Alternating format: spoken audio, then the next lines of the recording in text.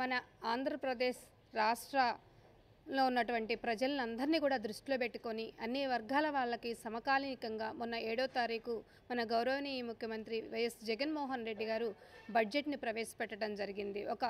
దాదాపు 2.86 లక్షల కోట్ల రూపాయలతో ఓట్ ఆన్ అకౌంట్ బడ్జెట్ని మొన్న అసెంబ్లీలో ప్రవేశపెట్టడం జరిగింది. మొత్తం బడ్జెట్ 2,86,389.27 కోట్ల రూపాయలు వివిధ రంగాల వారీగా వాటికి అలాట్ చేయటం జరిగింది అందరికీ కూడా. ముఖ్యంగా దీనిలో విద్య, వైద్యము, గ్రామీణాభివృద్ధికి పెద్దపీట వేయటం జరిగింది. ఆ తర్వాత బీసీ సంక్షేమానికి, గ్రామీణాభివృద్ధికి మన ముఖ్యమంత్రి పెద్దపీట వేయటం మనందరం కూడా గమనించాల్సిన అవసరం ఎంతైనా ఉంది.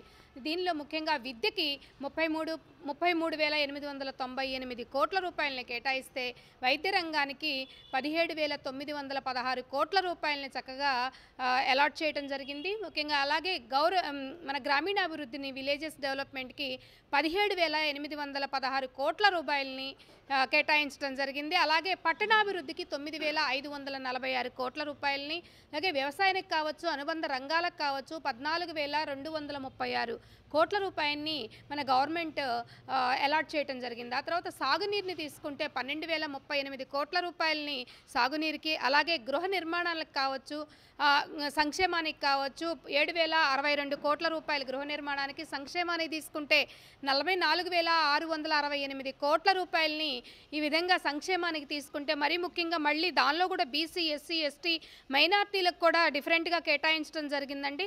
దానిలో బీసీలను తీసుకుంటే బీసీ సంక్షేమానికి 29,001 కోట్ల రూపాయలని, అలాగే ఎస్సీ సంక్షేమానికి 9,291.55 కోట్ల రూపాయలని ఎస్సీ సంక్షేమానికి, ముఖ్యంగా ఎస్టీ సంక్షేమానికి వచ్చి 4,133.73 కోట్ల రూపాయలని ఎస్టీ సంక్షేమానికి, అదేవిధంగా మైనారిటీలకి 2,242.36 కోట్ల రూపాయలని మైనారిటీలకి, ఈ విధంగా అందరికీ సమకాలీనటువంటి న్యాయాన్ని సమకూరుస్తూ జగన్మోహన్ రెడ్డి గారు మొన్న 7వ తారీఖు అసెంబ్లీ సమావేశాల్లో బడ్జెట్ని ప్రవేశపెట్టడం జరిగింది. అంతేకాకుండా రేపు ఎలక్షన్ అయిన తర్వాత జూన్లో వచ్చేది మళ్ళీ మేమే, వచ్చిన తర్వాత జూన్లో అన్నిటినీ మళ్ళీ కూడా బేరీస్ వేసుకొని చక్కగా ఒక మేనిఫెస్టోతో పాటు మళ్ళీ వీటి అన్నిటినీ కూడా మళ్ళీ మార్పులు చేర్పులు చేసుకొని మళ్ళీ ఒక పర్ఫెక్ట్గా ఒక బడ్జెట్ని రిలీజ్ చేస్తామని చెప్పేసి కూడా జగన్మోహన్ రెడ్డి గారు చెప్పడం జరిగింది.